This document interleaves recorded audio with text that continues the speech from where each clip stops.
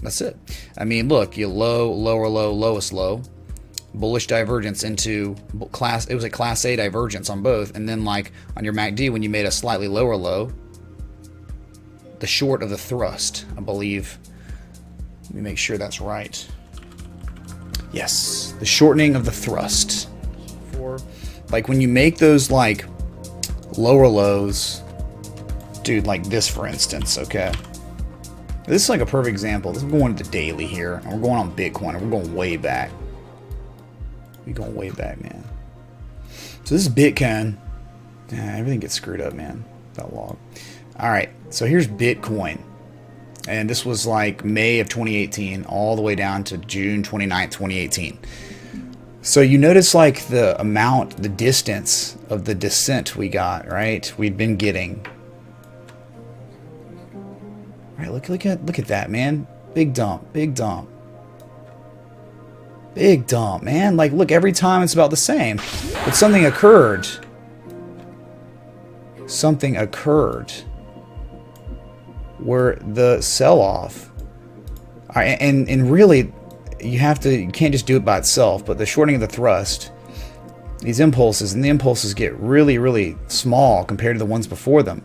And then we get this one more little sell-off, and what this one more sell-off does, from this low to this low area, you've been developing bullish divergence. Like it was quintuple MACD bullish divergence on most exchanges on the daily. But then something happened from this low to this low to this low. You ended up getting like that RSI divergence on the tail end, I like calling it. But this is the shortening of the thrust. When you get that really weak selling pressure, it like signifies exhaustion of the trend that you were in. And we were able to call this. This was the, people called me crazy. People were saying, you're insane. Divergence doesn't work in a bear trend, man. Divergence just doesn't work. It just kept developing over and over and over. And then just the scrubby price action at the end, man. See ya, dude. Wait, no, this was the crazy, largest short squeeze ever for Bitcoin at the time.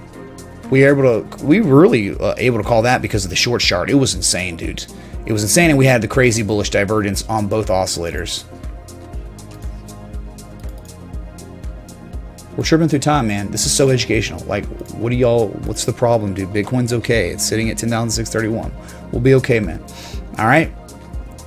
So, largest short squeeze ever. It was a wedge, too. It was like a crazy, beautiful falling wedge pattern that developed. What wedge, man? Wedge Connect. Yeah, you bet. MK remembers this vividly. This was Viking night. It was Viking night, and the next day, man, it was like Christmas. All right. So wedge, falling wedge with bullish divergence on both oscillators. Look, tail end bullish divergence on the RSI. That's what you look for. You get it. It develops a lot on the MACD, and then on the tail end, you'll get the RSI divergence. You got to be mindful and watch that daily. Okay. So blast off, and then of course, look.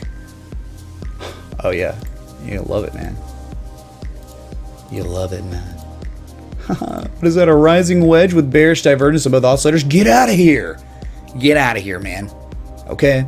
Coinciding variables on a daily time scale. Bitcoin. Dude, does it work, man? On Bitcoin, it actually works really freaking well. Okay. You just maybe weren't around when we were streaming this 7 days a week. Mitch, the new Bentley one. Okay, so does everyone understand the shortening of the thrust? Now that we understand that terminology.